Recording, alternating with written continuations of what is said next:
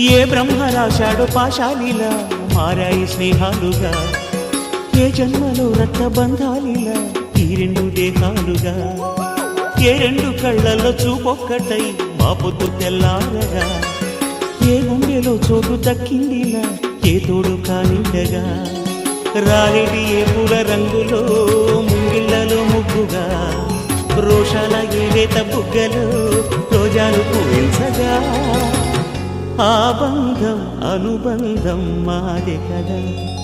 చిన్ని చిన్ని ఈ పువ్వులు చూసి జాబిలి నవ్వింది, సిరి వెన్నెల జల్లింది.